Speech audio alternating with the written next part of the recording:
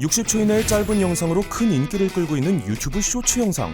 요리, 챌린지, 뉴스 등 장르도 엄청나게 다양한데요. 짧은 영상을 선호하는 이용자가 크게 늘면서 유튜브 쇼츠는 국민 메신저 카카오톡을 제치고 6달 연속 국내 앱 사용 1위를 차지하고 있죠.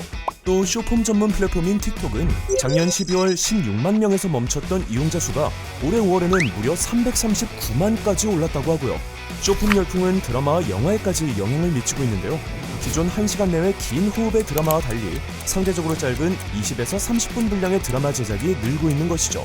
티빙, 넷플릭스 등 OTT 플랫폼들이 이런 미드폼 드라마 제작에 앞다퉈 뛰어들고 있다고 해요. 드라마뿐만 아니라 영화도 쇼폼 형태로 제작되고 있다고 하는데요. 최근 손석구 배우 주연의 단편 영화 밤낚시의 상영 시간은 고작 12분 59초라고 합니다. 영화 밤낚시를 상영했던 CGV 관계자는 시간 대비 효율을 의미하는 시성비에 관심이 많은 요즘 소비 성향을 고려했을 때 극장으로서도 이런 쇼폼 콘텐츠는 새로운 시도라고 설명했죠.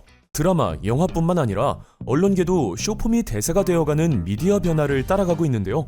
Z세대나 알파세대 등과 같이 뉴스를 선호하지 않는 젊은 세대의 관심을 끌기 위해 쇼폼 콘텐츠를 적극적으로 제작하고 있다고 해요.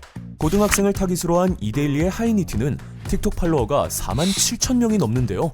뉴스 내용도 10대 학생들이 관심 있어 할 만한 주제로 선정한다고 합니다. JTBC는 쇼폼 오리지널 뉴스 콘텐츠인 뉴스글 유튜브에 올렸는데 기자가 스마트폰으로 현장을 중계하는 생생함으로 큰 인기를 끌었죠.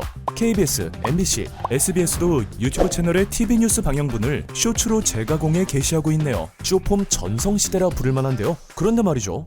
쇼폼과 관련해 우리가 주의해야 할 점은 없을까요? 유튜브나 틱톡, 인스타그램 등 대다수 쇼폼 플랫폼은 시청 기록을 토대로 개인의 성향과 관심사를 파악해 끊임없이 맞춤 동영상을 추천하는데요.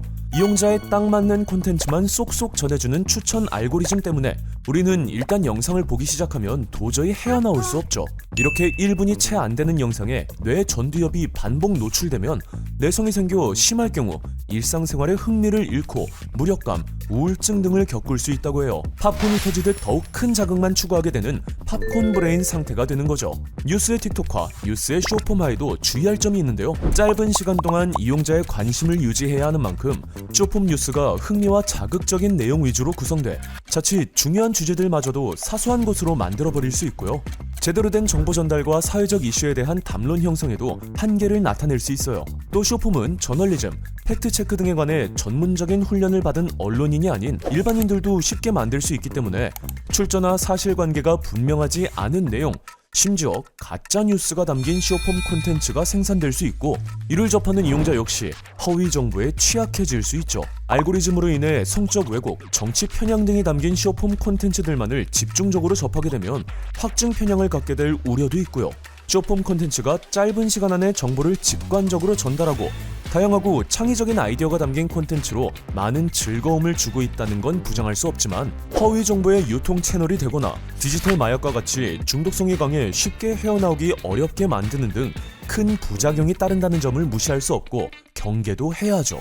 특히 저널리즘 가치를 추구해야 하는 언론계에서는 뉴스의 틱톡화가 가져올 잠재적 위험에 대해 지금보다 더 많은 논의를 진행해야 할 것 같네요. 우리 또한 재미있다는 이유로, 간편하다는 이유로 지나치게 쇼폼을 소비하고 있지는 않은지 되돌아봐야 할 것 같고요.